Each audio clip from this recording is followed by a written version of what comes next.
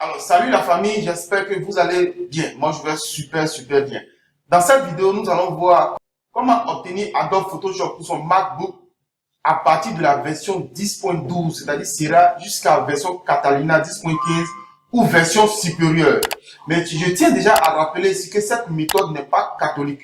Ça veut dire que c'est pas une méthode qui est conseillée. Pour tous ceux qui veulent avoir tous les avantages de Adobe avec toutes les offres considérables, voici la plateforme d'Adobe Creative Cloud. Avec cet abonnement, vous avez toutes les applications et des avantages très considérables. C'est-à-dire quoi? Si vous voulez travailler en individuel, voici le forfait annuel 659,88 USD. Pour ceux qui veulent faire du business, ça fait presque 1000 euros. Et pour ceux qui veulent être des professeurs ou bien des étudiants, vous avez le forfait à 239,88 $ par an. Et c'est vraiment une offre exclusive. Je pense que c'est la meilleure offre pour pouvoir avoir accès à toutes les applications et à tous les avantages d'Adobe, c'est-à-dire les intelligences artificielles, les nouveaux outils, les nouvelles techniques d'approche en infographie ou bien en graphisme. Vous aurez tout ça. Maintenant, pour ceux qui n'ont pas les moyens pour avoir vraiment à débourser, pour pouvoir avoir vraiment les applications, vous pouvez commencer avec la méthode que je vais vous donner. Mais avec la suite, vous devez vraiment basculer sur cet abonnement-là pour pouvoir vraiment bénéficier de tous les avantages.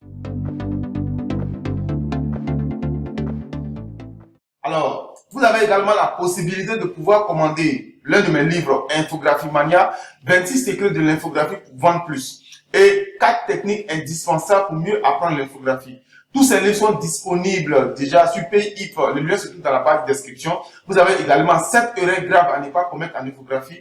Vous avez également 4 techniques indispensables pour mieux apprendre l'infographie et l'infographie mania en version anglophone et version française. Donc, on referme la parenthèse. On va revenir sur notre sujet. Pour ceux qui ne me connaissent pas, mon nom c'est Diarra Lassine. Je suis communicateur graphique et spécialiste de la rédaction de contenu basé sur l'intelligence artificielle et précurseur du concept de l'infographie mania, c'est-à-dire apprendre l'infographie par le marketing, la communication et la vente. Tous les liens se trouvent dans la barre de description. Alors, sans plus tarder, nous allons directement aller sur le site. Vous voyez ici, télécharger Adobe Photoshop CC pour son Mac gratuitement.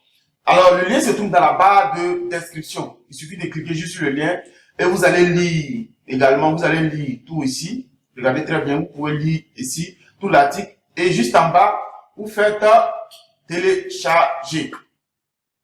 OK. Voilà, vous devez vous connecter à votre compte directement Google et vous allez télécharger l'application. Une fois que vous avez fini de télécharger l'application, moi je suis déjà connecté, j'ai pas besoin d'ouvrir mon compte. Une fois que vous avez téléchargé l'application, vous allez tomber sur ces deux dossiers-là. La première des choses, c'est le premier dossier qui est là. Vous venez ici, vous faites installer. Vous devez désactiver la connexion. C'est tellement important de désactiver la connexion. Et vous allez lancer l'installable. Voilà, vous allez tomber sur ça, vous mettez le mot de passe. Moi, je mets mon mot de passe. Voilà. Et vous faites installer. Vous allez installer. Moi, je vous rappelle ici que j'ai la version CC 2020. Mais CC 2020, 2021, 2022, il n'y a pas de grande différence. C'est pas la version de Photoshop qui va déterminer si vous êtes graphiste ou infographiste. Mais c'est le fait de s'adapter à toutes ces versions et de créer, de pouvoir s'inspirer, de créer des visuels vraiment et pour souvent de travailler avec des projets vraiment compétents qui vont vraiment vous aider à aller de l'avant.